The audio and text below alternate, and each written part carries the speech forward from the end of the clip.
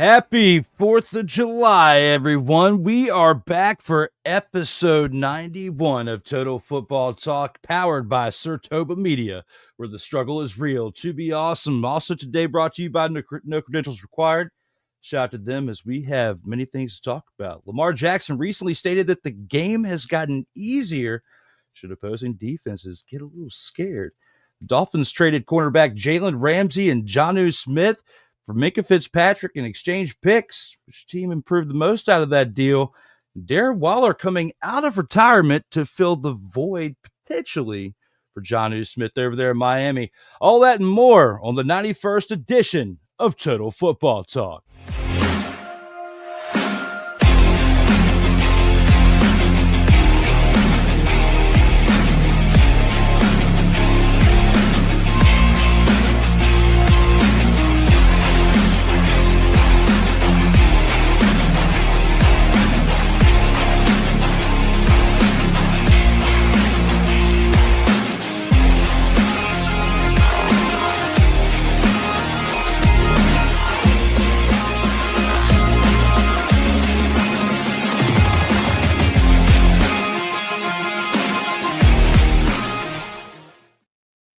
Oh, yeah, it's that time again, back for the 91st edition of Total Football Talk. I'm your host, Drew Willingham, and we have to introduce someone who's really not that much of a special guest anymore because he has his own intro.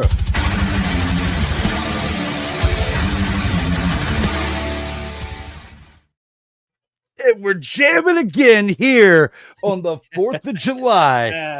As Ryan McCarthy is back on the program. Welcome back there, brother. Thank you for bringing back my intro music. I really do appreciate that.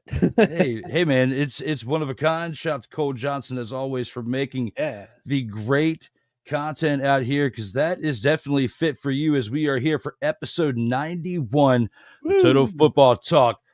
Brought to you by Sertoba Media, where the struggle is real to be awesome. And we have many things to discuss here on this show. Let's go ahead and take it into the opening drive to start it on out, where we got to recap this past week 4 in Canadian football. All right, let's go. We got trips, right? At 42, 989. On two. Ready? And here with the opening drive, we're going to start it on out with what I'd have to say would be the upset of the week.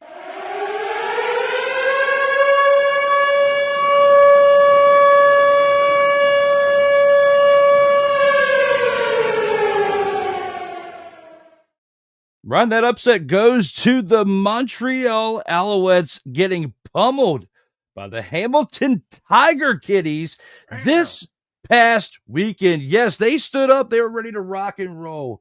And Bo Levi Mitchell stood in 25 of 31 for 247 passing yards, 2 passing touchdowns, 1 carry for 4 yards as well. Old Man River getting it done on the ground. Johnny Augustine had 15 carries for 49 yards, along with 3 receptions for 63 yards. Kenny Lawler, not related to Jerry the King Lawler, but out there doing king-like things with 4 receptions for 27 yards as well in the air with a touchdown. Tim White added 9 receptions for 78 yards and a touchdown. The Tiger Cats defense had 2 sacks, along with a fumble recovery, and 2 interceptions, one by Devin Verisuck and Jamal Peters. The Tiger Cats, though, had a total of penalties when it came to 10 on the day for 79 yards. It's a lot of penalties for a team that got the win. It could have been a lot more of a bigger deficit had they not had 10 penalties, in my opinion. But Mark Lehio Maehio added 2 field goals on the day out of 2 attempts, 2 and 10 points as a result of those field goals and extra points as well. McLeod Bethel-Thompson on the other side for the Alouettes had a rough day. 24 of 41 for 203 passing yards, a touchdown, 2 interceptions. He did have 3 carries for 19 yards, but it wasn't enough when you look at that in comparison to the Alouettes' total rushing, with everyone mustering up 10 carries for 38 yards on the ground. Cole Spiker, 6 receptions, 57 yards, and a receiving touchdown, along with Tyler Snead having 6 receptions for 55 yards. Couldn't quite add enough to help out McLeod Bethel-Thompson back there. The insurance salesman, as you say, had a rough day. The total penalties for that team was 7 for 68 yards, and the defense had 1 sack and 1 fumble recovery, but it just wasn't enough. Along with Jose Maltos, 3 field goals out of 3 attempts for 10 points. Looking back at this game, how did the Tiger Kitties beat your Montreal Alouettes, Ryan? Simple. It was the Tiger Cats defense. That defense was lights out this game. They forced 2 turnovers that turned into touchdowns. One of them by their rookie, which was my runner-up for Dog of the Week, by the way. I'm bringing up the stats right now in terms of the game. But we both chose poorly when it came to our predictions last week. That's for sure. In terms of this game, because I said, the Tiger Cats, they're not playing great right now. Montreal's on a tear. Yeah, that was not great by us. But their rookie, Devin Verasuk, had an interception return for a touchdown. We had a fumble recovery for a touchdown by the same Tiger Cats defense. Devin Verasuk, by the way, who was the number 2 overall pick in this year's CFL draft, so he was highly touted when he came out of I think it was Western Ontario University. So I was watching a little bit of that game and had some stats on him, but he was one of the best defensive. I think it was the number 1 ranked defensive lineman with the CFL draft. So during the combine, but it was just predicated on the defense of the Hamilton Tiger Cats putting pressure on the Montreal Alouettes. A little home cooking doesn't hurt either. But the law offices of McLeod Bethel Thompson, I thought veteran quarterback coming in. He'll be pretty good again, pretty good backup to Davis Alexander, who is out. He'll be out again this week against the BC Lions, by the way. A little news on that when we talk about that game, but I thought veteran quarterback, former USFL quarterback, actually was the USFL 2.0's single season passing leader.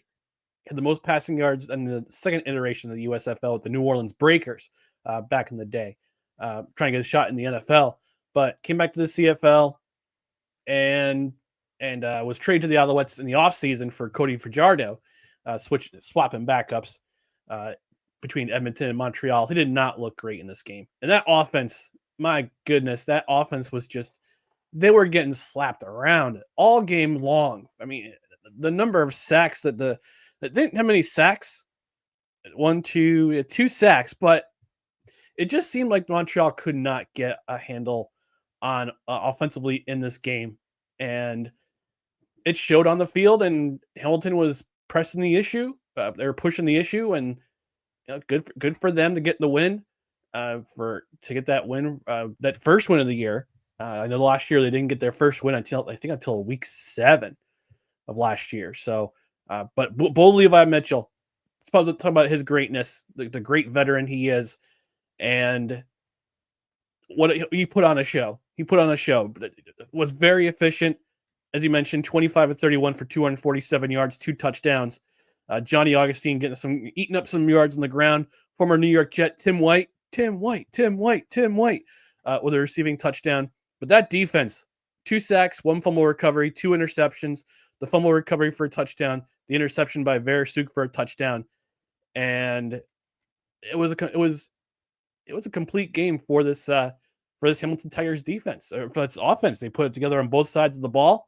Mark Leggio was 2 for 2. So on all 3 aspects of the game, Hamilton played a really good game. Montreal, obviously, they did not.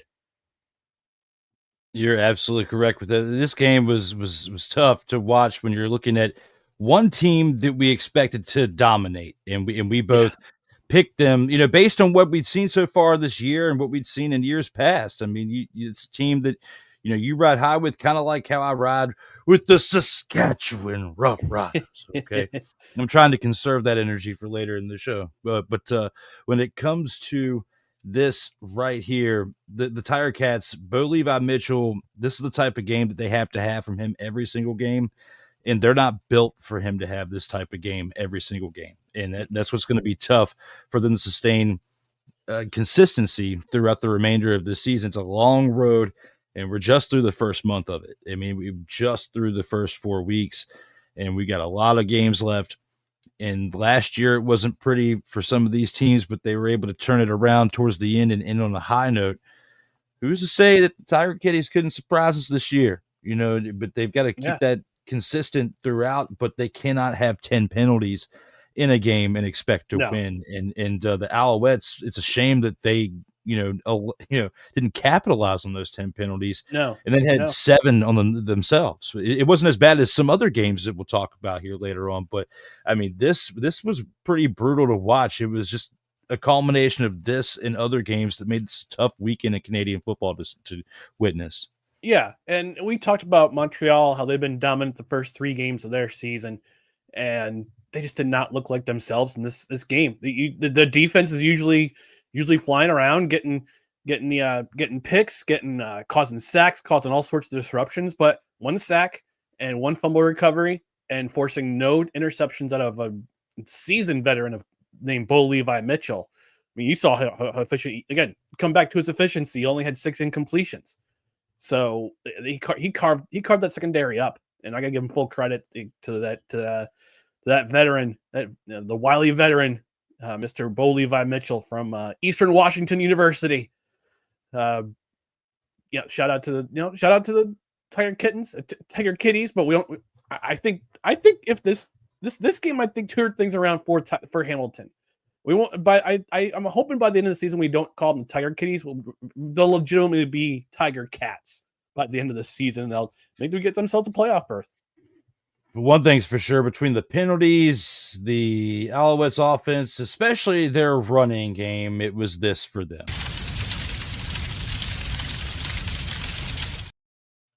And they absolutely deserve to take the...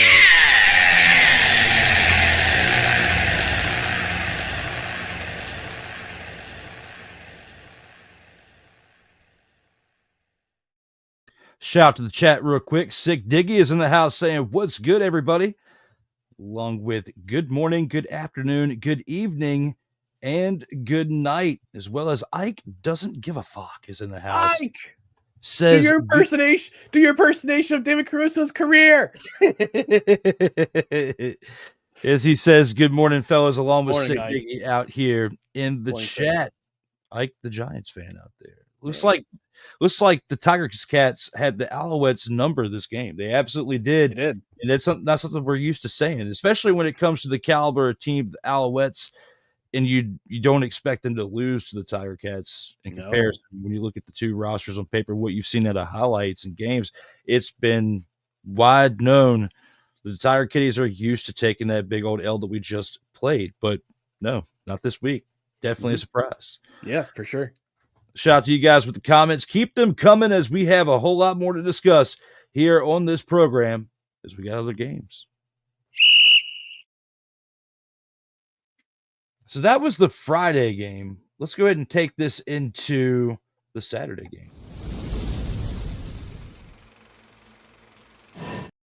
There's 1 game per day, and yes, my bad. I forgot to click the Friday slide, but we have a Friday slide for that. I'll try to get that hot and ready into the rotation for next week.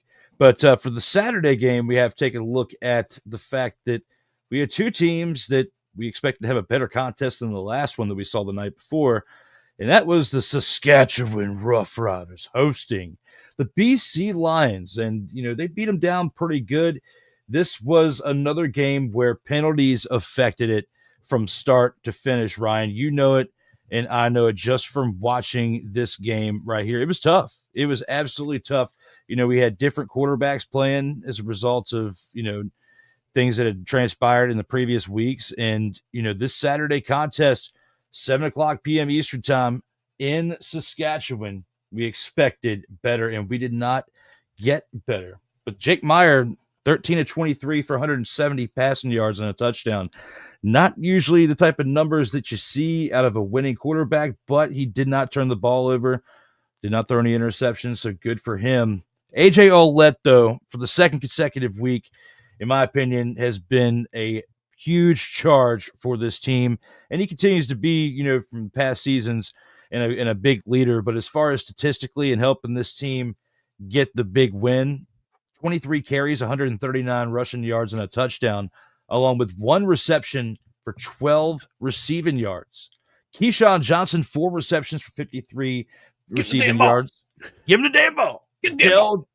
Dell Duncan Busby, 2 receptions for 40 yards and a receiving touchdown. Caught the 1 passing touchdown by Jake Meyer, but hey, it was positive. The Rough Riders defense, 3 interceptions and a fumble recovery. They were busy on this day. But the one negative that we have to point out is the amount of penalties that they ensued. 10 for 136 yards, the second most penalties on the for the week when it comes to the amount. But for the amount that actually hurt them, they had the most penalty yards out of those 10 because of the type of penalties that they were. Brett Lowther had 5 completed field goals, though, out of 6. He continues to have games where he's missing at least a field goal or more to struggle, but he did gather 17 points to help this team out. Had he not made any of those field goals, they only would have won by 2. But, hey, you still got to have that momentum with your kicker. And he came through 5 out of 6 times, so I got to give him credit there. Jeremiah Masoli, 16 to 29 for 173 passing yards on the other side for the Lions. Had a touchdown pass, but 3 interceptions. Absolutely garbage in this game. 1 carry for 7 yards, along with the carries for James Butler as the running back had 17 of those for 123 rushing yards and a rushing touchdown. He was the highlight pretty much of this offense that couldn't really muster anything up because their quarterback kept letting them down, especially in the red zone. 1 carry for 7 yards, it's not going to cut it as a running back, as a quarterback trying to run it in for 1. But your receiver trying to offset that with 4 receptions and has 26 receiving yards. It's not going to work out, man. Aiden Eberhardt, 4 receptions for 65 yards, and Keon Hatcher, 3 receptions for 44 yards. Did haul in that 1 touchdown pass by Jeremiah Masoli, but it doesn't really make a difference when you have 3 turnovers. Lions defense, 3 sacks on the day and had the most amount of penalties, 14 on the weekend, but second most as far as yards costing them for 124. Sean White was perfect for field goals, 101 for field goals on the day, 4 points. But besides your running back and the fact that you were at 100% in accuracy with your 1 kick, there's really not much else to look at with this team outside of Keon Hatcher's touchdown. Ryan, looking back at this game, am I a homer for saying that my Saskatchewan Roughriders are a team and a force to be reckoned with in 2025? No, you're not. I totally agree. I completely agree with you. Saskatchewan has been very impressive this year, and as of today, they're the only undefeated team remaining in the Canadian Football League, based on last night's result. We'll talk about that a little bit later in the show. But this was just a dominant performance on both sides of the ball. And we talked about Hamilton's performance against Montreal on Friday. This was an absolute... Actually, let me correct myself here. From the last play of the second quarter on, this was an absolute dominating game by the Saskatchewan Roughriders. Both teams were a little bit slow in the get-go. BC actually had a lead at one point in the game. They were up 7-6 at one point in the game. But Lawler kicked the field goal to go ahead and did that pick 6 return for a touchdown to end the first half by Campbell to wrap up the second half. And then Saskatchewan gets the ball first in the second half. And they just kept it going with a long drive in the second half was capped by the touchdown by Willette. And they just kept it going. Yeah, they had 2 more picks in the second half. Roland Milligan, our boy, Roland Milligan, had a pick, almost brought it back for a touchdown. But just to say, this game was just an absolute. It was a steamrolling from the last play of the second quarter onward. And I do have to give credit where credit's due, though. Last week in this program, I said that I think Saskatchewan was going to have I'm going to say an easy time, but they're one of the best rushing defenses in the league. BC chewed them up. I got to say, I was impressed by the run game of the BC Lions. 123 yards for James Butler, former Hamilton Tiger Cat, and a touchdown. But it was a late touchdown. The BC tried to get things, was trying to keep it consistent because I think they knew about Jeremiah Masoli's his flaws, and those flaws were evident in this game. He threw a touchdown. That's great, but he also had 3 interceptions. One of them was a pick 6 that turned the game around, turned it on its head. So, if you're a BC Lions fan, you're thanking the Lord above that Nathan Rourke is back in the lineup this weekend against Montreal. And again, we'll talk about that a little bit later in the show. But this was an overall impressive performance by the Saskatchewan Roughriders from in the second half, especially in the second half. Not Jake Mayer. Actually, no, I gotta give credit to Jake Mayer because this guy was basically run out of Calgary, and the Roughriders bring him in they needed a backup for Trevor Harris, who is and hey, Jake Mayer played an impressive game. His stats don't look sexy. 13 to 23, 170 yards, had that 1 touchdown. But I think he needed a half to kind of get settled in this offense because this is a new offensive system for him. But I give him full credit. He had that 1 touchdown to Duncan Busby, who got his first touchdown in the CFL. You can tell that this team wants to play for each other. They want to play for their head coach Corey Mace, who, yes, he addressed those discipline issues that happened in the game. They had 2 unnecessary roughness penalties towards the end, and they had 1 misconduct or 1 objectionable conduct, which is equivalent to I forget which penalty it is and see it in the NFL right now, but but this performance was just it was impressive from the second half on. And also got to give a shout out to Brett Lothar, who had a really nice bounce back game. Was struggling at the onset. We talked about this last week. He's been struggling this season, trying to get the kinks worked out. 5 for 5 in field goals. So nice bounce back game for him. Get his confidence back up for the run that's going to happen for the rest of that. I have a feeling for the rest of the season that Saskatchewan, they could possibly win the West and possibly get themselves a Stanley Cup, a Grey Cup appearance in their arch rival Winnipeg in November. I don't want to get too excited as the fan side of me with this to get too hype on them right now. I want to give it another 4 to 6 weeks before I really let it sink in. I mean, even teams that have won 10 games in this league have fallen off. So if they were to start 10-0, so looking at it for what it is, I'm gonna still enjoy it, enjoy the ride. But covering it has definitely been fun. Watching the highlight reel after the game, especially Olet running the ball. He's absolutely been a monster out there and absolutely crushing it. And when it comes to the quarterback play by Masoli, this is literally what happened with that team as a result.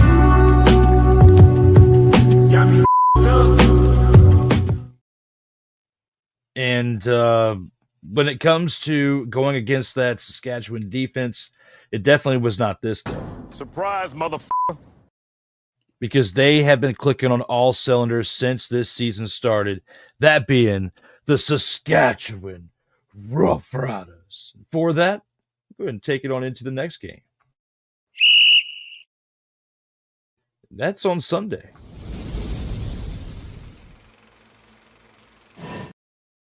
Between the Argonauts and the Red Blacks, this game in Ottawa, and Nick Arbuckle, he did okay, but he still had a turnover in this one. 18 to 25, 269 passing yards, and a touchdown, but he did have an interception along with 2 carries for 18 yards on the day.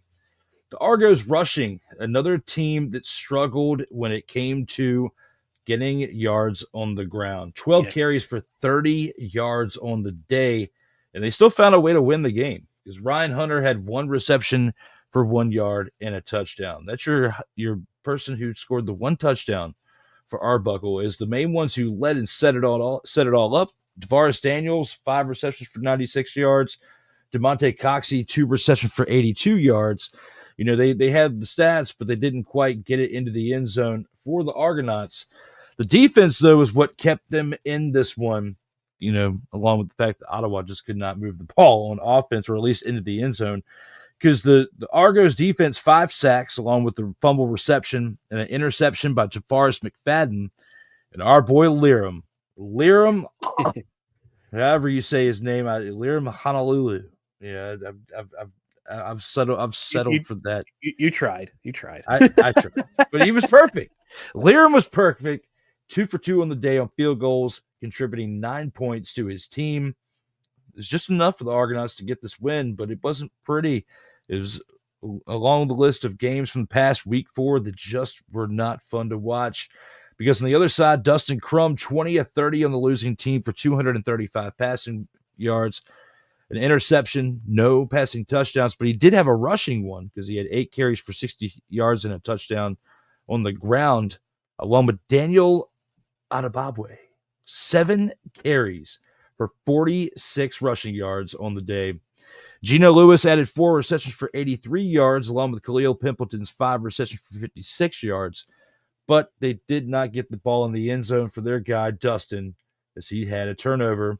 Looking back on it, their offense had 4 opportunities in the red zone. They scored once, but, you know, looking at it for what it is, 8 of 74 when it came to penalties on the day. 8 penalties for 74 yards. You cannot win games like that. And that's what cost them in this one against the Argonauts, who did not play a pretty game either, but their defense held strong for them. The Red Blacks defense had 3 sacks and an interception by Robert Priester, but looking at it for what it is, Ryan, it's a rough one. A rough one again, and the Red Blacks falling victim in this one. What are your thoughts looking back on this Sunday night contest that was probably a good one to get your early sleep in?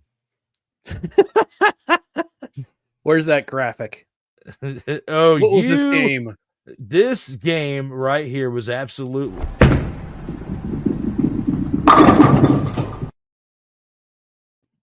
And once again, appropriately enough, the red and black shoes. You take away that fumble recovery for a touchdown. You also take away that blocked field goal for a that was returned for a touchdown. Ottawa wins.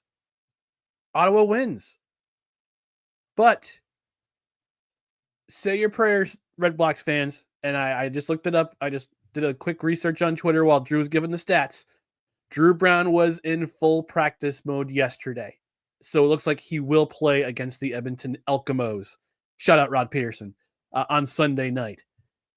and you better thank the Lord above that Drew Brown is quickly healed, because this team without him, and I said this last week, and I think I said that the week before, without Drew Brown, this team offensively cannot get it going.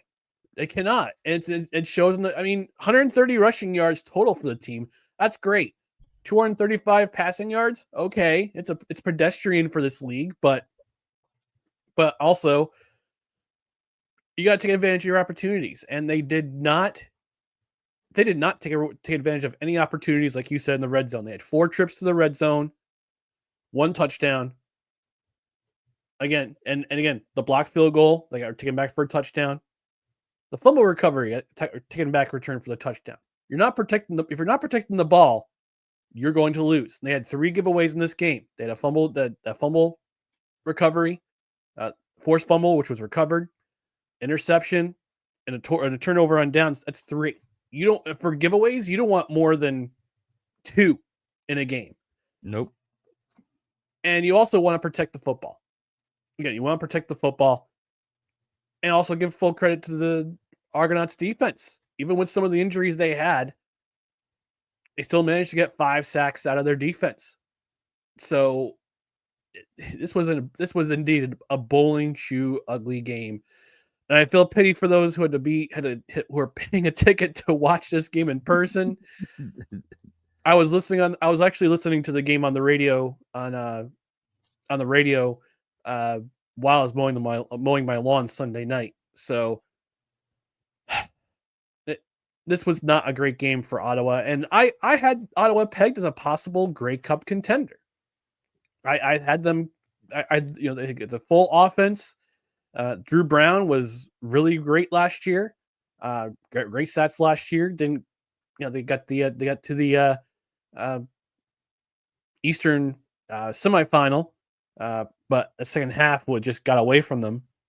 But I thought they could possibly put things together for a run this year, and then so far, that run is only going to be helpful if Drew Brown is in the lineup, because this team is the complexion of this team on offense is much different if Dustin Crum is running the offense, and it was evident in this game. It absolutely was. It'll be interesting to see if they can turn this around, because their season is not starting out that great. They keep playing like this, they're going to get comfortable with taking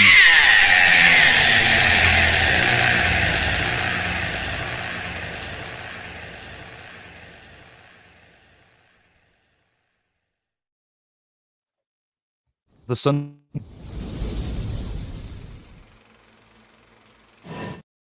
And now it's time to move it on into the Thursday game.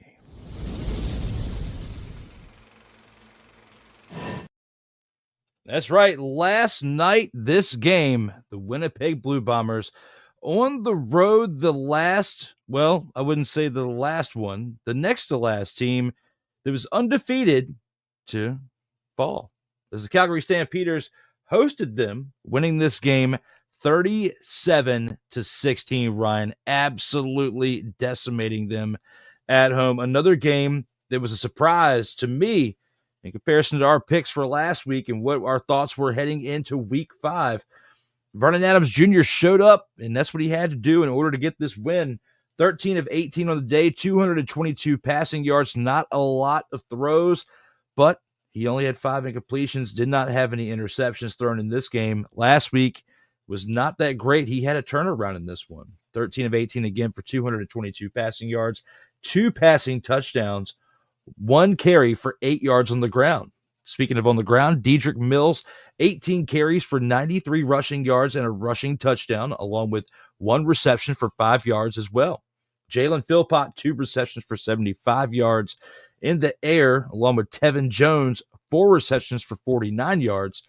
Clark Barnes added 1 reception for 43 yards and a receiving touchdown. He made the best of that 1 reception, took it to the house for over 40 yards. And Damian Alford also had 2 haul-ins for 22 receiving yards and a receiving touchdown. The Stampeders defense, 2 interceptions on the day. Damon Webb and Derek Moncrief were those that did that, but beyond that, they were kind of quiet. They didn't really have much pressure on the other side. No sacks, no forced fumbles, just 2 interceptions. Zach Collaros, 34 of 48, throwing nearly 50 times in a game. This is like Bo Levi Mitchell-like stats. 288 passing yards, a touchdown, and 2 interceptions. It's like him and Bo Levi traded places for the week. That's literally what it looked like. What happened in this game for Zach Collaros, 2 carries for 18 yards on the ground as well. Brady Oliveira at 13 carries for 61 yards and added 6 receptions for 51 yards, totaling over 112 total yards on the day, but did not, or 102 yards on the day, my bad. But Kevin's Clericus, did I say that name right? Clercius. Kevin's Clercius. Yeah. 10 receptions for 78 yards in the air for this team. And Nick Dembski added 9 receptions for 74 yards, but it just wasn't enough because they let Jared Stern get that 1 hauled-in touchdown on the day out of 7 receptions for 49 yards. The Blue Bombers had a total of 5 penalties for 45 yards, which wasn't too bad, but when you look at that in comparison to the Red Blacks in the past game, who had a 25% red zone completion, the red zone completion for this team and the Blue Bombers, 1 out of 3 attempts. Sergio Castillo had 3 perfect field goals out of 3 attempts, mustering up 10 points for this team. But looking back at last night's game, Brian, Do I need to click this graphic yet again? No, Oh, okay. actually, you don't, and I'll tell you why. This was we've talked about the last 3 games being multi-score games in terms for the final result. 14 points on the board, or actually 12 points plus the conversion, were put on the board by the Calgary Stampeders because of their defense. Their defense had 2 interceptions. They're both taken back for pick sixes. Damon Webb, Derek Moncrief, former Saskatchewan Rough Rider Derek Moncrief, by the way. But the defense was playing great last thing. And here's a fun fact. So here's a fun fact for you, Drew. So this week is very important for the Calgary community. And I'll tell you, and because they have the Stampede, the Calgary Stampede happens once a year, usually around it actually starts today. This is when all the cowboys get together, get the rodeos, the horse shows, the wagon shows. So the Calgary Stampeders, in their infinite wisdom, said this year, you know what? Let's do this year. Let's play a game before the Stampede Festival starts. We'll call it the Stampede Bowl. Brilliant strategy, because I think they had more fans in this game attend this game than they had, I think, the previous last year of all last year in terms of like games, in terms of games attended. They had 22,000 in the stands at McMahon Stadium. So okay. This was a great move in terms of marketing, in terms of getting your name out, saying, hey, before the Stampede starts, come to a game. And I'm pretty sure from the success of people paying for a ticket, going in the stands, maybe a lot of these people were walk-ups to the ticket booth, saying, hey, I heard there's a football game tonight before this. I'm in town for the Stampede. Let's go to a game. It's a great move. They had a lively crowd. That certainly helped. They're playing a team that was previously undefeated in the Winnipeg Blue Bombers, who have been who all their core still remains. And in this game, Calgary, they have 11 rookies on this team. Do you know that? That's a lot of rookies. A lot of rookies, but they're playing well, and they played well in this game. And Calgary, good on them for going up early. Vernon, we called out Vernon. We kind of called out Vernon Adams Jr. on this program. So this is not the shades of the Vernon Adams Jr. we're used to seeing. And in this game, had a long touchdown to start the game with Clark Barnes. Hit only 1 reception for 43 yards, but it was still a touchdown. His first touchdown of the season. And then also another fun fact about Clark Barnes. He averages over almost 31 yards per reception so far this year. This season. It's incredible. But we saw the Vernon Adams, the good side of Vernon Adams. He did not have a touchdown pass leading up to this game, and he had 2 in this game. Dedrick Mills, another fantastic running game. 18 carries, 93 yards, and a touchdown. Dedrick Mills, he was one of my runners up for Dog of the Week. Actually, I didn't say Dog of the Week. It might be right now. He's in the early contention for Dog of the Week for next week, but we'll touch on that later. On the flip side, Winnipeg did not look like themselves. It's uncharacteristic for Zach Collaros to throw 2 interceptions, both of them being pick six, both of them being brought back for touchdowns. I think the last time I saw this performance out of Zach Collaros was in the Grey Cup, although he was injured. He was hurt in that game, and in that game he was the passes were flying off his hand, but this one is an uncharacteristic game. 48 passing attempts, which you don't see from a Winnipeg Blue Bombers team. You see them run the ball a lot, and Calgary did a great job stopping the run. Oliveira coming back to the lineup after a couple of games missing from a shoulder injury, had 61 yards on the ground. You don't see that type of offense from the Winnipeg Blue Bombers. You see them doing a lot of their ground game. That's where their strength is. Their strength is their ground game. Calgary took that away early. And you didn't see a lot of those yards until later in the game. I was watching the highlights today before we went on, sitting on my green screen, my America green screen. Have a fun day at work today, England.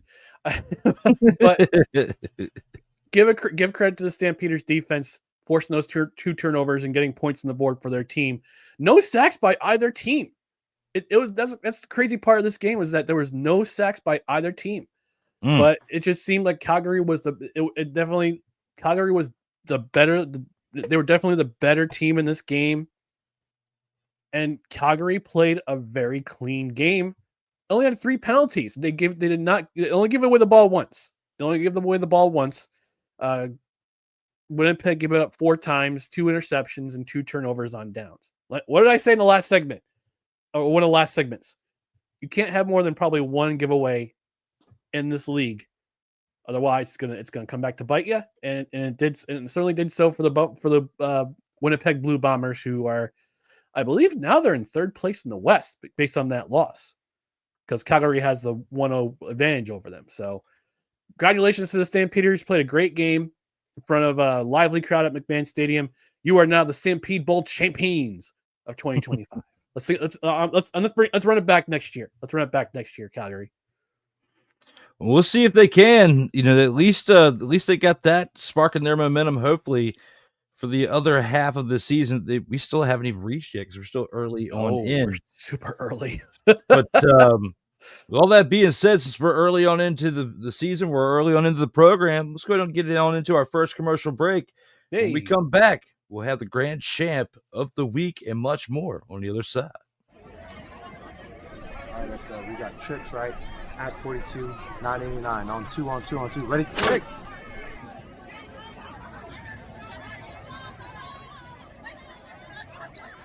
We're just getting started. Total Football Talk will return right after this. Join Ryan McCarthy. I became a Jets fan because Kermit the Frog was my favorite Muppet because he was green, and the Jets wore green. That's how I became a Jets fan. And Dustin Henry. ESPN is cashing all in on let's pay a few personalities and we'll just kind of fill in the gaps. As they walk you through all of the world of sports from their perspective. The Albany Empire, it's a literal circus. No credentials required.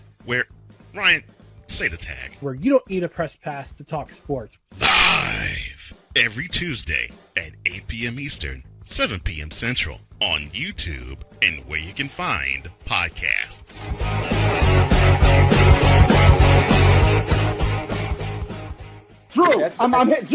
Drew, I'm hearing a bunch of stuff in your mind. I know you know this team very well. Are you in and out, my friend? This team, as a fan for the past, 18 months, it has been terrible. As an analyst. As an analyst, going through the experience as an analyst and also as a closet fan of the Washington football team, formerly known as the Redskins. It is a travesty. I am out. Get the f*** out of here! I believe that they will not make the playoffs this year. Come on, they are 2-6. I don't care how much of a fan I am. I don't care how much of a past fan I am to have a half sleeve dedicated to them. It doesn't matter. They S-U-C-K.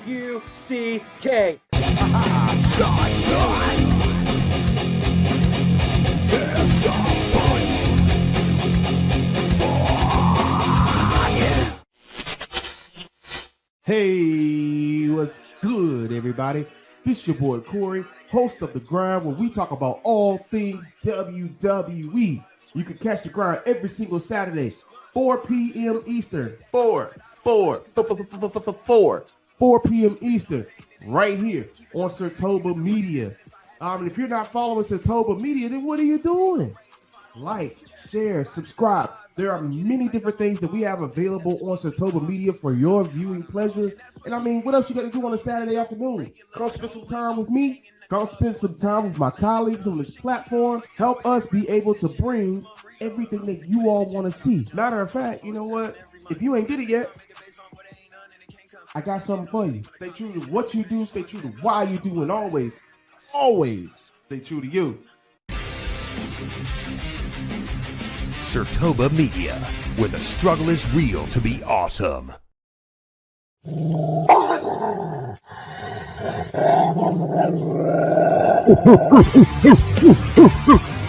Oh, yeah. It's that time. We are back with the grand champ of the week. With that being said, it's Ryan's turn to give his take on the grand champ of the week. All right. My grand champ of the week was very simple in my mind. It was Argos defensive back rookie out of Ithaca College, home of the Bombers, Derek Sluka. Derek Sluka had not one, but 2 returns for a touchdown. First, the 105-yard fumble recovery for a touchdown in the second quarter of their game against the Ottawa Red Blacks. Then, a little bit later,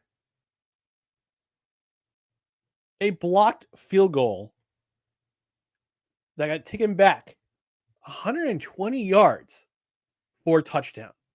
That is incredible. And I'm pretty sure at the end of the game, Derek had himself a beer and some time in the cold tub, because that's a lot of running for defensive back. You don't see defensive backs do a whole lot of run. I mean, you do see them running in the game when they're trying to cover wide receivers. But this guy had a great game, highly touted rookie, had a great camp, earned a job with the Argonauts, and it shows in this game with those 2 recoveries for a grand total of 225 return yards. My guy, Ithaca College, Derek Sluka, my grand champ of the week. That's a great pick right there. I would definitely salute that pick.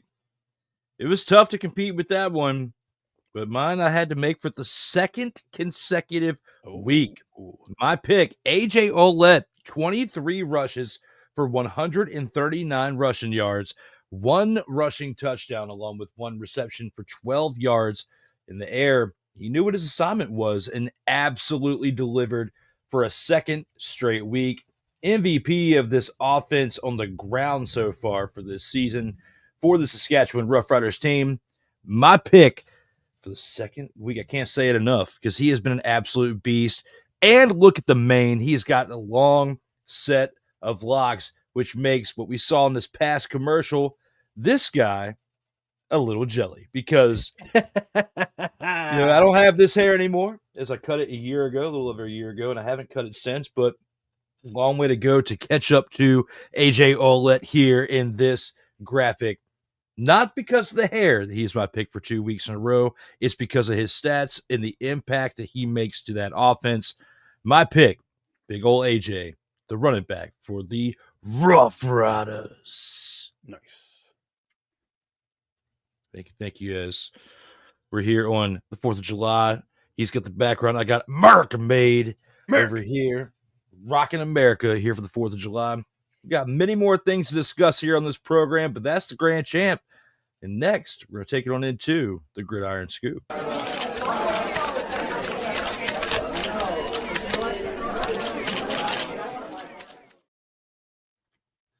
Lamar Jackson, man. He's starting to talk again. He's starting to chirp a little bit. We're not even at the preseason yet, even though it does start at the end of this month. It's hard to believe that on July 31st, we're already back with professional football in the NFL, at least. We got professional football we're talking about in the CFL, but for the NFL, comes back here with the first game, and Lamar Jackson chirping just ahead of that, even though he's not playing on that day. He said recently that, oh boy, quote, the game has gotten easier, close quote. I can't do it as well as our friend out here in these streams, but I try my best. But should the opposing defenses be scared to face the 2-time league MVP during the upcoming 2025 NFL season? Maybe in the regular season. In the postseason? As I'm for our audio listeners, I'm shrugging. Because we haven't seen Lamar Jackson ball out on the biggest stage of them all. We saw it 2 years ago in the AFC Championship game. He was largely held in check by the Kansas City Chiefs. And he had an awful first half against the Buffalo Bills in the AFC divisional round last season. Why? Because the Baltimore Ravens seem to put everything on him when it comes to high pressure situations. And for him to come out and say that the game is getting easier for him, and you asked the question, should opposing offenses be scared that he thinks it's easy? No, because you're facing the team that's in front of you, and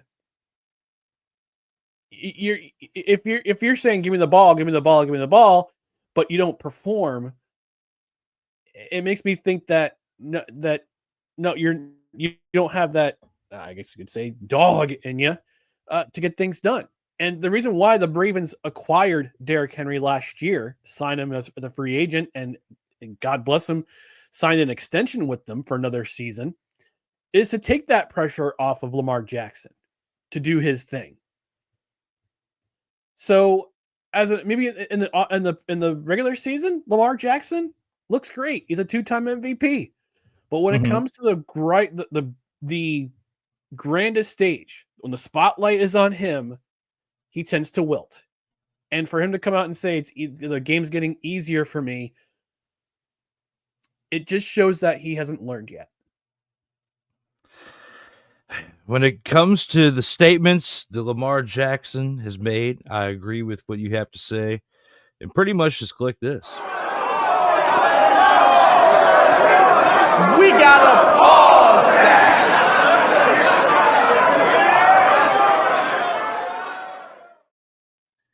Stop the cap. Stop it right now, Lamar Jackson.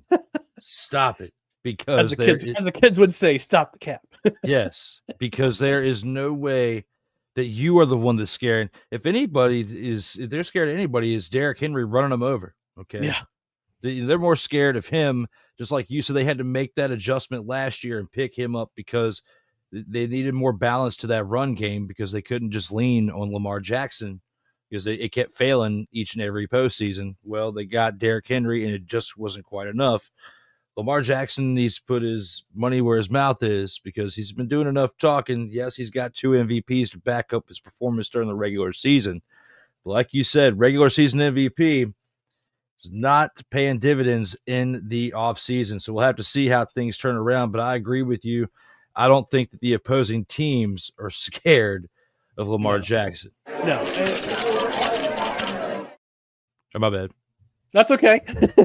No, I was about to say my co-host on No Credentials Required, Dustin Henry, we talked about last week. We talked about last Friday. We had our happy hour edition, and he talked about his top 10 stories coming into the 2025 season, and he wondered if the acquisitions of Jair Alexander and DeAndre Hopkins were going to pay off. And I said, and I kind of answered the question, no, it's because it's going to be predicated on how Lamar Jackson handles himself in the playoffs and in clutch situations. And even Sick thinks the Ravens are going to need more running backs to help carry their running game. Yeah. They had that depth. They had some depth. I mean, if I remember correctly, I'm trying to remember who his name. Hang on, I'm looking his name up right now. They the other Justice Hill. Justice Hill was their I guess you could say by default their third running back, but he did pretty well last year himself with giving Derrick Henry some reps off. So he's a pretty solid running back.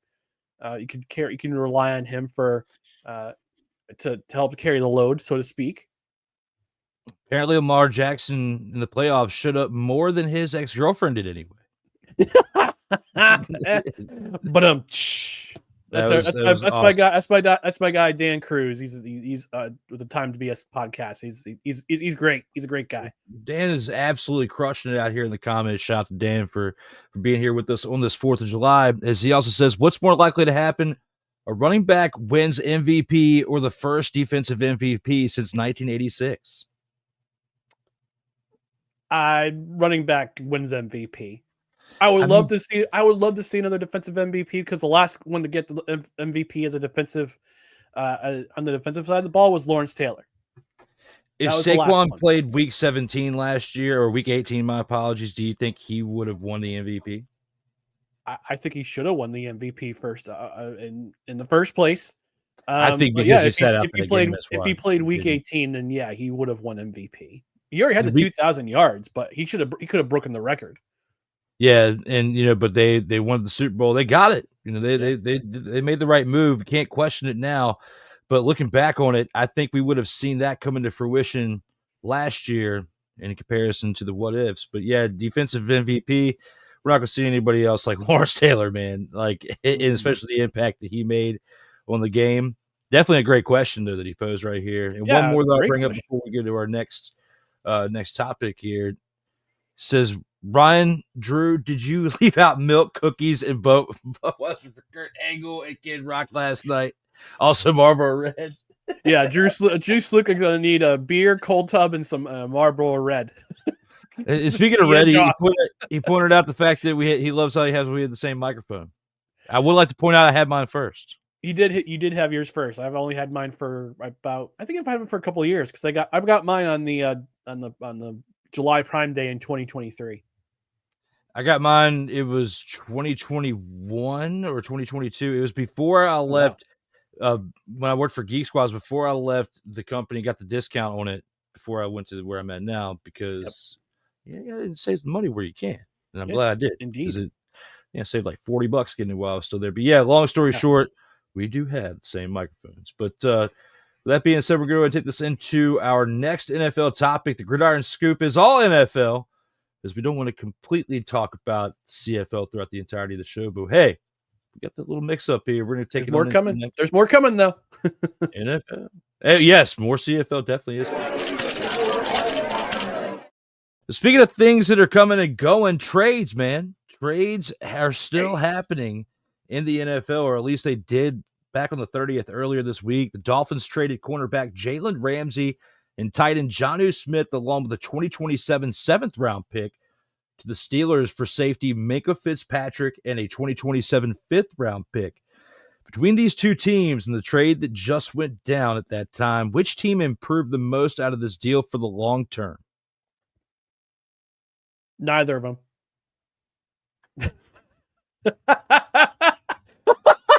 Sorry, look, you're the audacity. I mean, you could argue, but the Dolphins did, because they get a 2027 7th-round pick. But we talked about this on No Credentials Required. Ding! This past week on the Tuesday edition, we talked about this trade, and to me, it just seems like the Steelers are going all in this year. This is a win a Super Bowl this year, or we're going to blow it up and start over with a new coach, the new GM.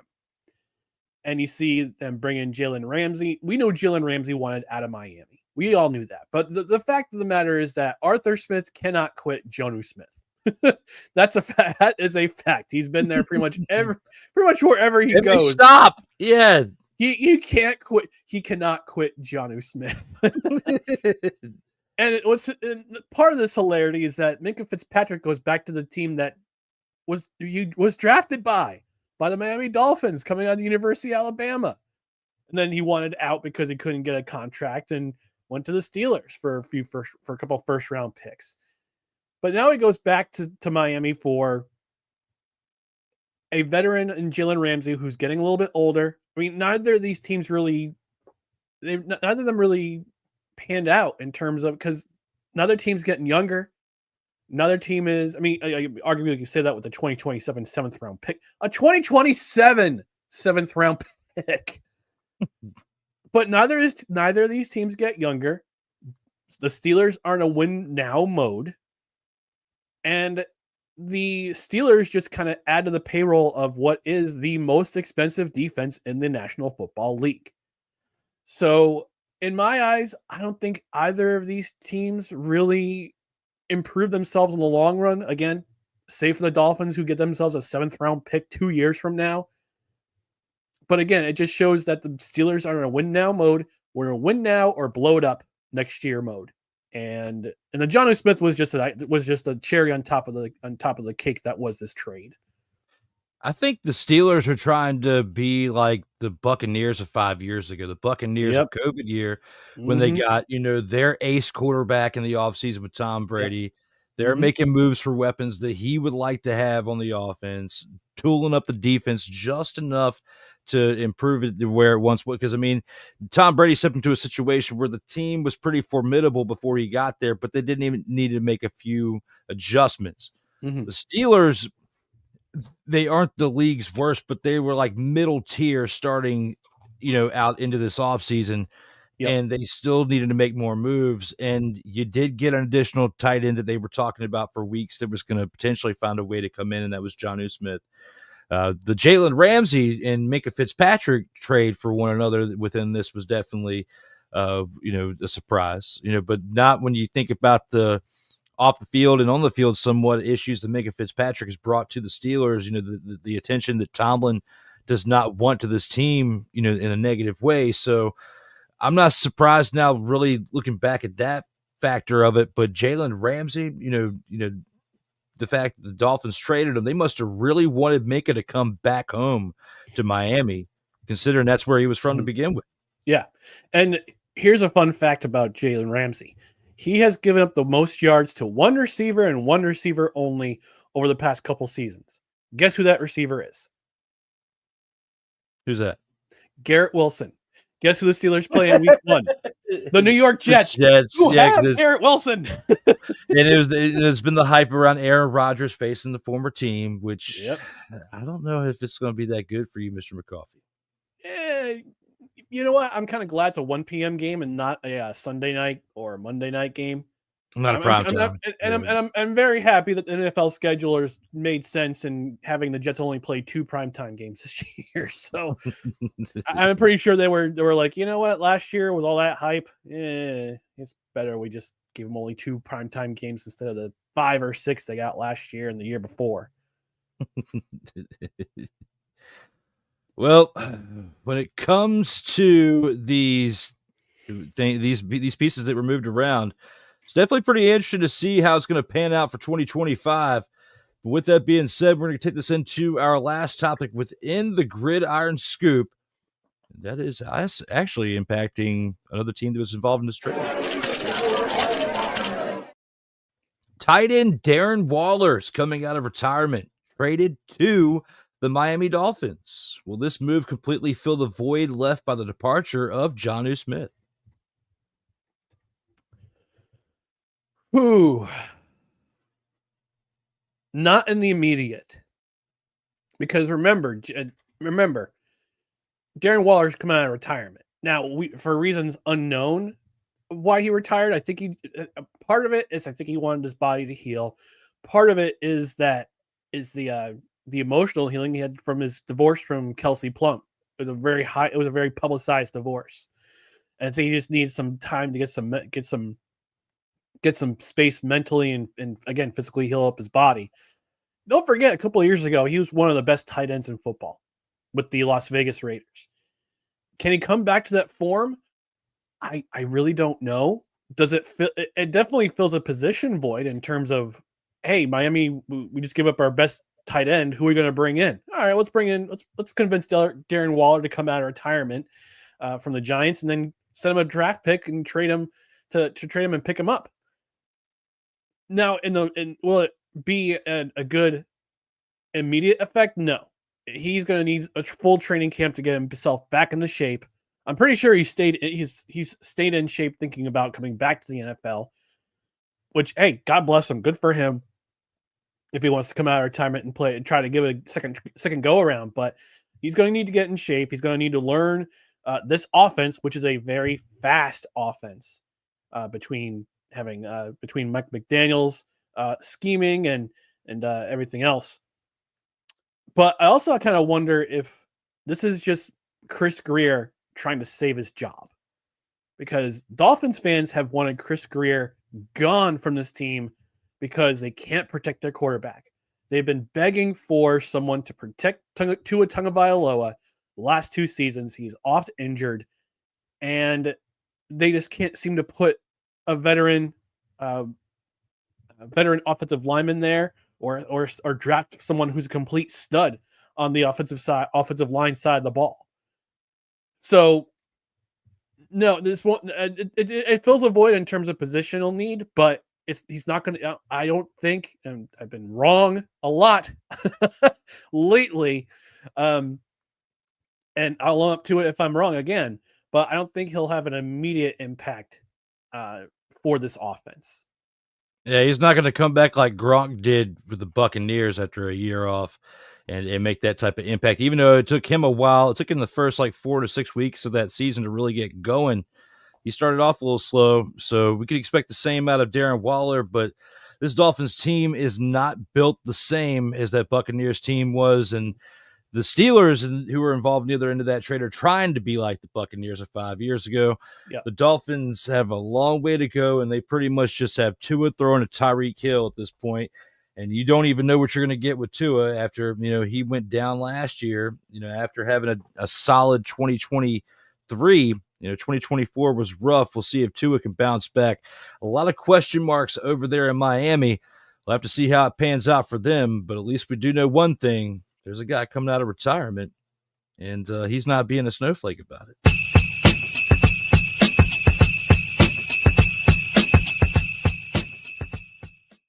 Speaking of snowflake, it's that time of the week, my favorite time of the week, to discuss who absolutely sucked in this past week of professional football. And for that, we have to give Ryan the floor to discuss his first pick of who he thought sucked the most for the snowflake of the week. My snowflake of the week is not so much a player, but an entire side of the ball on a team.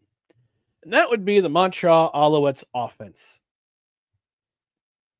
As I noted to Drew, it was putrid. It was pitiful. I'm sorry, let me start over. It was pitiful. It was putrid. It was pathetic against the Tiger Cats defense, who, let's face it, that defense came to play. And they held the Montreal Alouettes in check, and I thought Montreal was going to do their thing and get their defense to help their offense, but their offense was just awful. I mean, the law offices of McLeod Bethel Thompson was not his usual self. That offense, that running offense, 10 carries, 38 yards. 10 carries, 38 yards. Gross. 16 first downs. On second down, they were 8 for 21, 38%. Awful. They gave away the ball 4 times. 1 fumble, which was a touchdown, which was returned for a touchdown. 2 interceptions.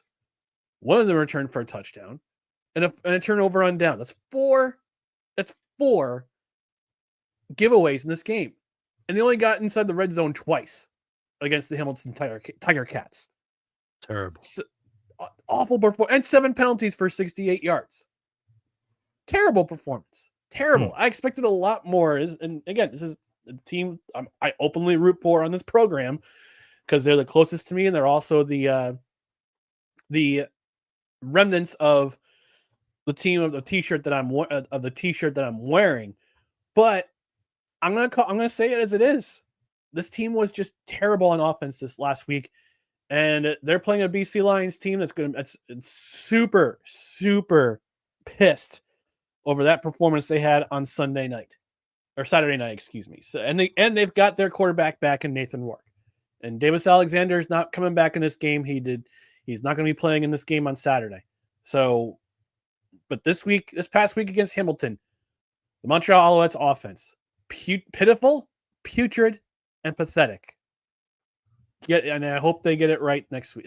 This week against the BC Lions. Although I don't have much hope for them after that performance.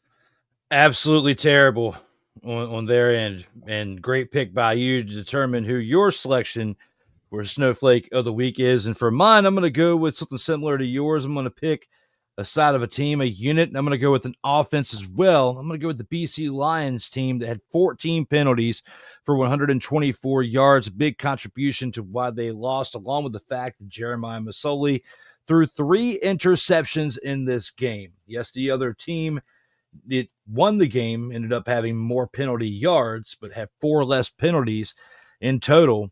And the Lions had the most penalties out of any team in the CFL for week 4. So for that, and the fact that their quarterback had 3 interceptions on the day, I have to give the BC Lions my selection for the Snowflake of the Week. I mean, it was absolutely disgusting watching this team take.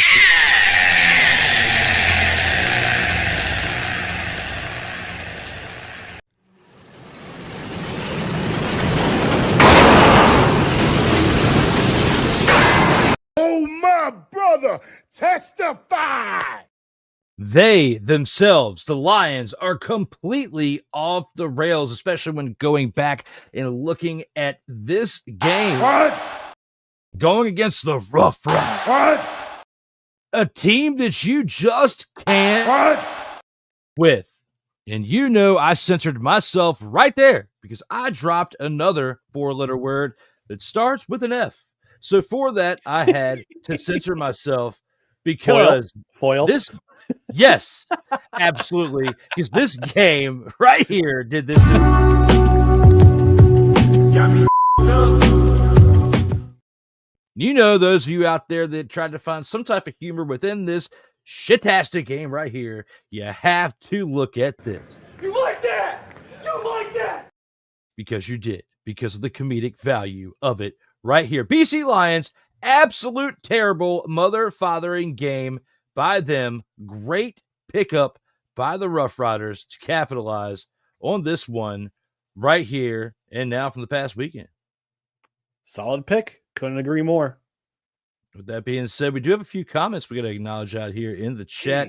Mickey Delaney's in the house saying, good morning, Drew and Ryan. I'm going to the YMCA to look like you two awesome people. I guess he's been seeing your workout videos on YouTube. Hey. I mean, on Facebook. Yeah, I've been getting up early, hitting the gym, and the results are starting to come through, and I'm slimming down some. Just slim down summer for Mr. McCoffee. That's what I'm talking about. Congratulations, my man. You got to make some room for the hops so you can have some of your creation that you'll be brewing on up there. You got to save a little room for that. I bought my recirculation pump kit this week, so I got one more piece down, and I can get a couple more pieces. I can start brewing. Yeah, that sounds awesome. I look forward to seeing the progress with that. As Sick also says to Mick, talking about his YMCA visit, give my best to the village people at Mickey Delaney. You know it's fun to stay at the YMCA. I don't want to get too hype on it right now. I want to save this energy for my post-game take because I have something to bring up. But before we do that, we do have to take one last set of messages to look at. And when we come back, after that's 2-minute drill in the post-game, and we'll wrap it on up. See you guys here on the last set of these messages.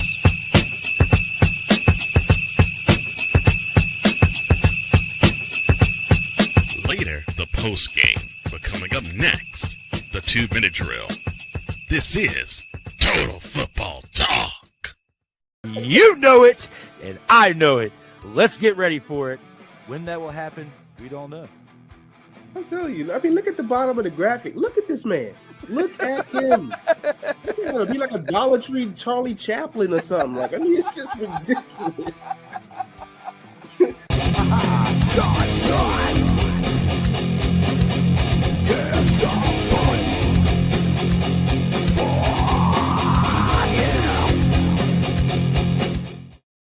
Hey, ladies and gentlemen.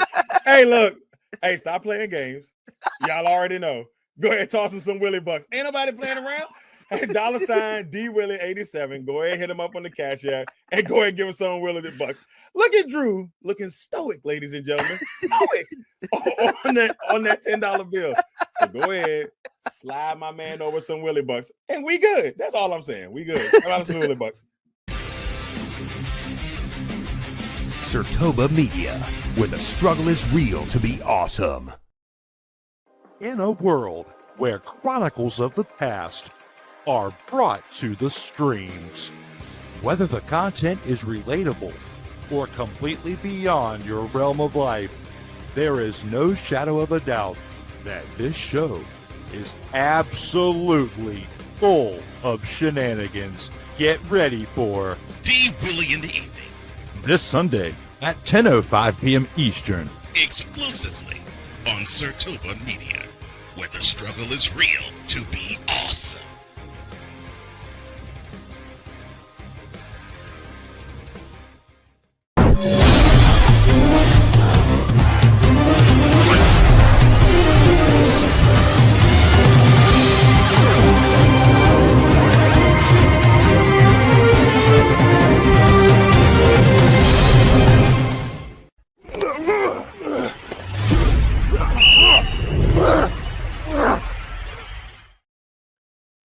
Welcome back to Total Football Talk, episode 91, as we are live here, presented by Sartoba Media, where the struggle is real to be awesome. Back with Ryan McAuliffe to discuss more CFL action. As you just saw, we are in the 2-minute drill. Now, let's start this one on out. We're talking about tonight's game. It's 4th of July here in America. We're celebrating Independence Day, but things are different over there in Canada, and Tiger Cats are on the road. This team 1-2, getting their first win this past week, going up against a team that has been struggling themselves, Toronto Argonauts in Toronto. 7:30 p.m. tonight. Ryan, who wins this game and why? It's a toss-up for me, based on what happened last week with Tiger Cats defense playing really well against a very seasoned, very good Montreal Alouettes team. And Toronto still trying to find their identity on offense. I mean, Nick Arbuckle is still the quarterback of this team. Coach Ryan Dinwiddie said that Chad Kelly will not play until week 7. So they got to endure 2 more weeks of an awful run game, and Nick Arbuckle playing so-so football, doing enough not to lose this game. But on the flip side of the ball, Tiger Cats have Bo Levi Mitchell, seasoned quarterback, one of the great, I'd say the top quarterback of the 2010s going into the 2020s. Although you could argue Zach Collaros wins the crown, but based on his Western Division championships and 2 Grey Cups. But Bo Levi, fastest to 100 wins in the CFL. But I'm going to take the Tiger Cats in this game just based on their defense. Was playing ferocious, no pun intended, last week against Montreal. I think they don't have to travel that far to play Toronto. And I think Bo Levi Mitchell, he's going to have a difficult time against the Toronto defense, who's played well, but I don't think you're going to get 2 long return touchdowns by Drew Sluka this week. Although it's the CFL, anything can happen. I think Hamilton has more in the tank, and I think they'll beat Toronto in this game. Yeah, I don't want to pick against Tiger Kitties again. I don't. I want to go. I want to side with you on this one, even though we sided together last week and we went against them and it did not work out in our favor. We're going to side with them together this week and pick them for our Friday night game.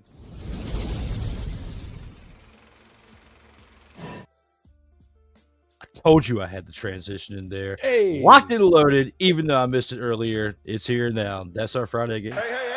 Who's giving them the business?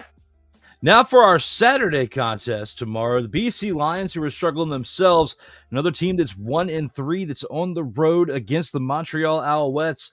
The Alouettes take this one at home at 7:00 p.m. Eastern time tomorrow night, Ryan, and get redemption for what happened this past week.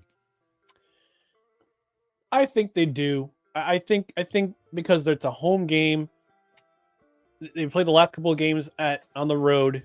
Last week was just, I don't know what happened with that offense last week. Yes, McLeod Bethel-Thomas is going to play for instead of Davis Alexander, who's still suffering from a hamstring injury. But I think the defense reloads.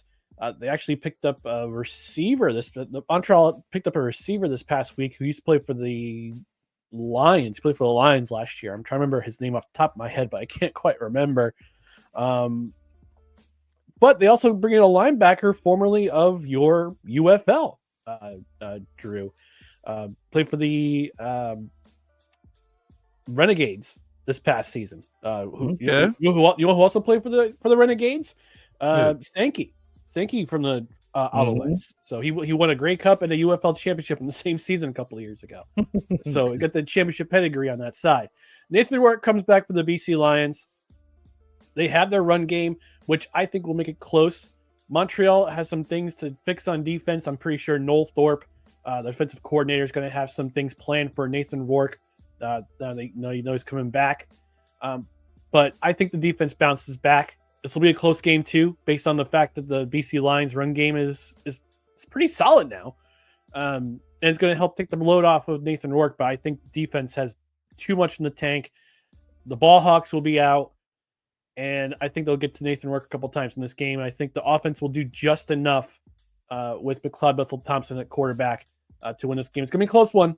I think it'll be a field goal difference, but I'm going to take Montreal on this one based on the fact that they're at home. I hope we got a close one this week. I hope this game could be our game of the week selection, one of them, because I just don't have a good feeling about it. I mean, the Alouettes got to come in here pissed off based on what they saw from out of their results from this past week. If that's the case, they might end up beating the brakes off the BC Lions. We might not have a close one, so who knows? But if they equally play bad, then we might have a close game. If the Alouettes wake up and beat the brakes off of them, we will not have said close game. So, and I found the names. I found the names of. I'm sorry, Drew. Go ahead. Finish your thought. I got the names of the guys that they signed. I would say I'm going with the Alouettes too. I feel like they improved to 4-1. The BC Lions joined the Argonauts Club of falling to 1-4 in our opinion.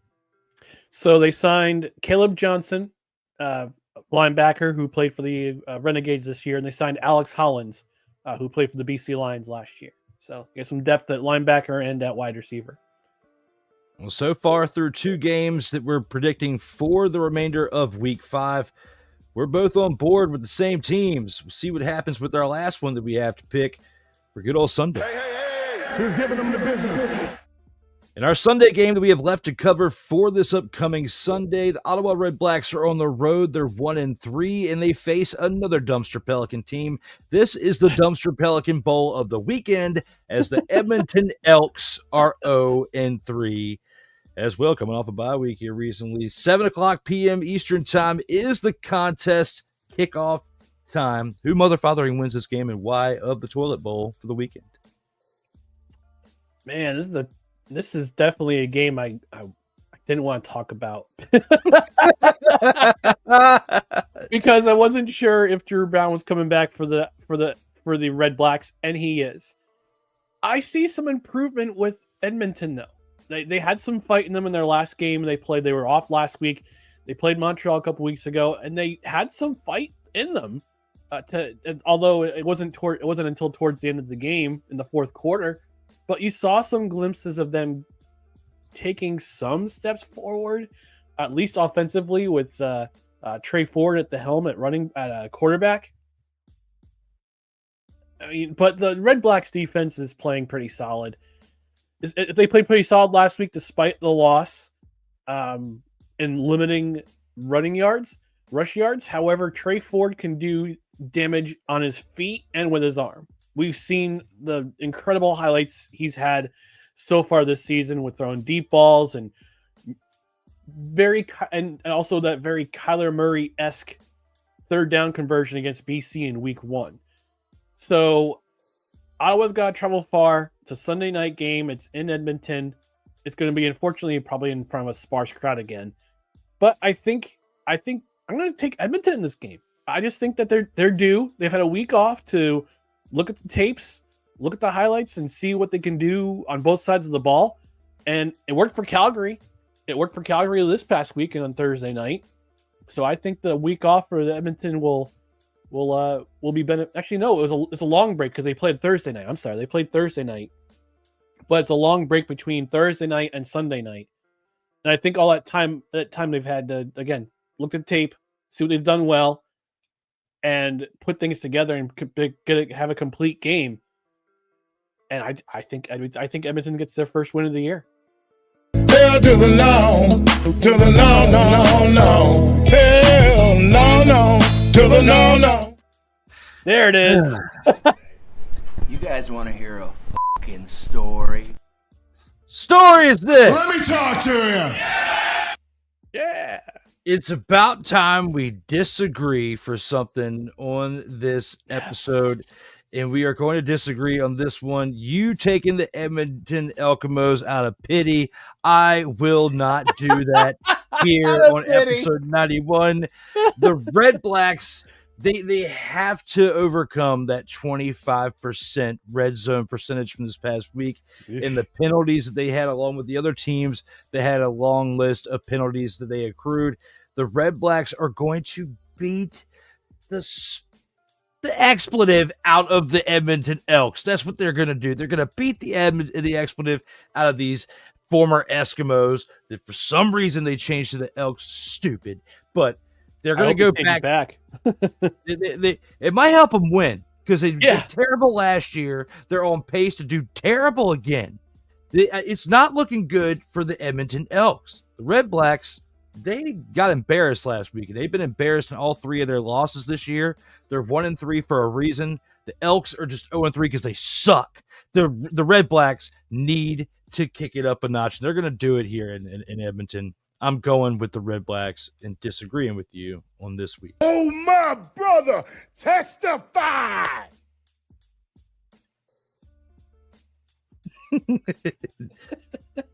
With that being said, that's your 2-minute drill because the Saskatchewan Roughriders have the bye. And for that, they get a little bit of a breather. The only undefeated team left in the league, and they deserve a break. On top, last year when they were on top and they had that first bye, they were a little rusty coming out of it. I'm a little concerned about that if we talk about the Rough Riders for a second for that. But we'll have more to break down for them coming off of the bye when we discuss them next week. And now it's time for the post game. As long as it's long. It's great. I love it. I hope it actually is recording. Listening to it. Here in the post game, we collect our final thoughts, within the game of professional football, latest news, life, 4th of July is here. What's on your mind there, Ryan, as we get ready to sign on out of here? All right. Well, I'm very thankful to live in this nation that we live in because we have the freedom to say what we want in terms of opinion, in terms of what our beliefs are without repercussion.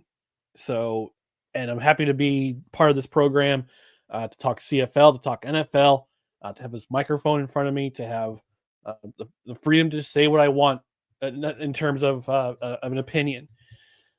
So last week I mentioned the Arena Football One Championship, the Arena Crown, as they called it, not the AF1 Championship. They called it the Arena Crown, between the Albany Firebirds and Nashville Cats. And on a personal note, I'm 5-1 when Albany plays. When I go to an event where Albany hosts hosts a league championship, going all the way back to Arena Bowl 13 in 1999. I was there for that one with touchdown Eddie Brown, had the game of his life. And the Albany Firebirds, they completed the perfect season. They finished 10-0 in the regular season. They won their semifinal game, and they won the AF Arena Football Crown on Saturday afternoon. And I have hope for this league. And they had some kinks to work out this year. They started with 12 teams. It got whittled down to 10 because a couple teams weren't ready to make their debuts yet. Monterey, the Kings, they were supposed to be an expansion team this year. They postponed it to 2026. Same with the Stockton Crusaders. The Arizona Bandits couldn't find an arena to go to play in. They withdrew 1 week before the league started. Wilkes-Barre folded a month before the kickoff, and the Orlando Predators just said we're out of here. They're in a legal dispute with AF1 right now. So we had 10 teams this year. I'm sorry, 1, 2, 3, 4, 5, 6, 7. We had 8 teams this year, and I give credit where credit's due. The 8 teams that stayed: Firebirds, the Cats, Corpus Christi, Southwest Kansas, Salina, Billings, Oregon, and Washington. They stuck around. They played their seasons. Albany dominated for pretty much from pillar to post, which culminated in their AF1 win on Saturday afternoon. And I have to give a shout out to Coach Damon Ware, who I feel the happiest for him, because in 2023 with the old Albany Empire, we finally lifted the curse of Antonio Brown, because that stink was on that city in arena football for a very long time, for a couple of years. And Damon Ware got caught in the crossfires. A lot of the members of the current Firebirds team got caught in the crossfires of him being the sole owner of that team, missing payroll, missing paychecks, not giving them the respect that they deserve.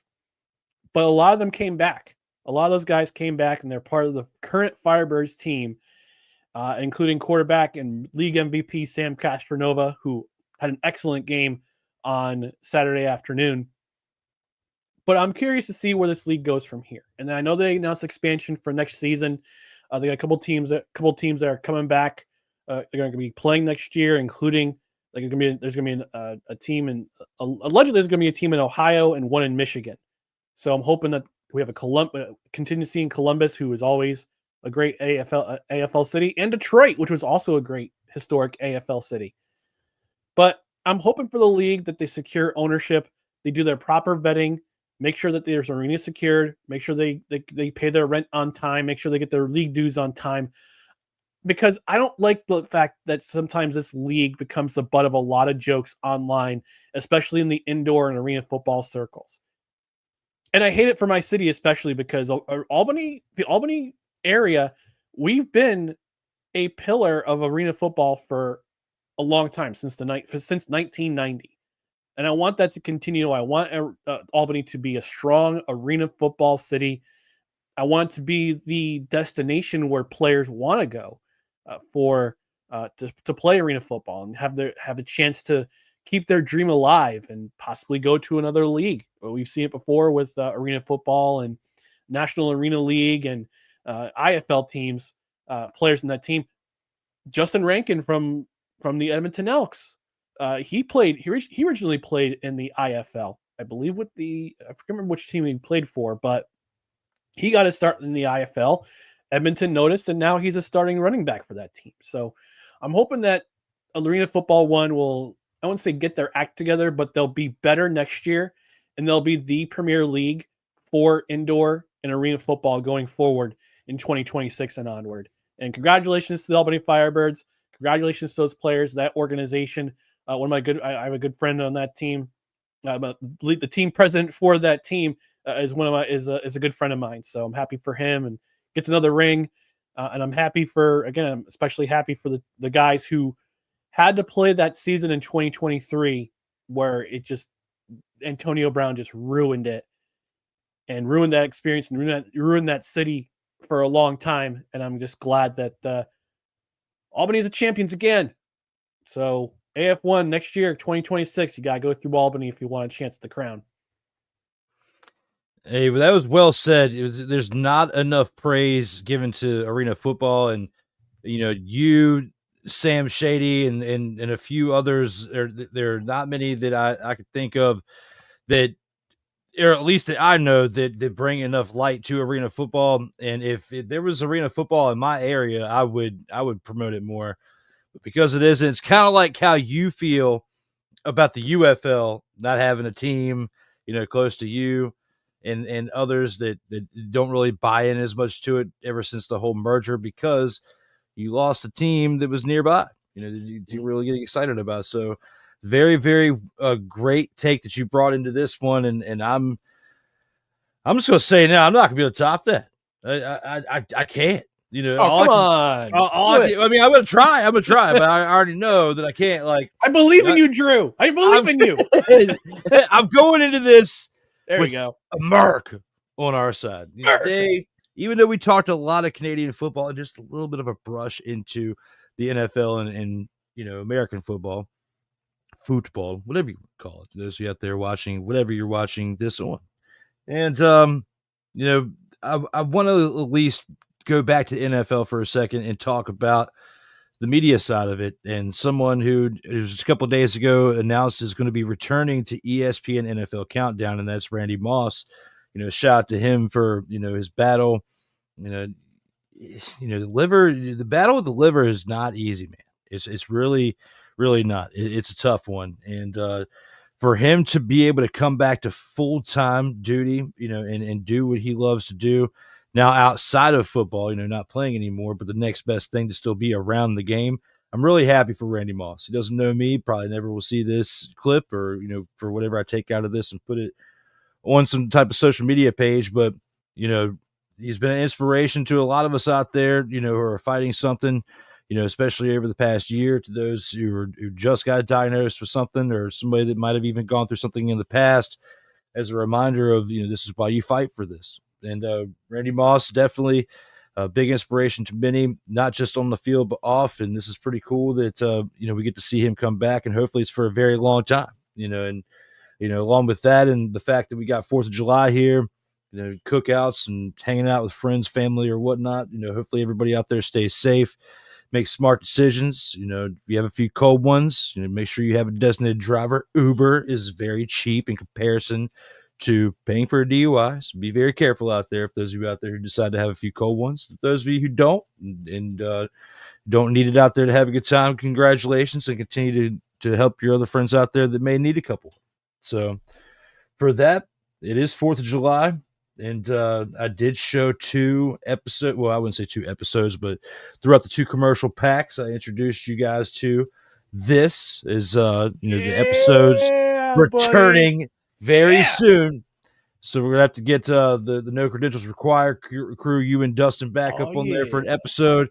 It's going to be within the next 4 to 6 weeks. It'll be in August, but I'm starting the announcements now. As I've taken a bunch of highlights from the old episodes, because there's 120 of them, from when I had to stop it. But there's 120 episodes and a lot of different highlights, including the episode that you guys were on, talking about the when you saw the Godfather's hose out there, and you recognize it from a club.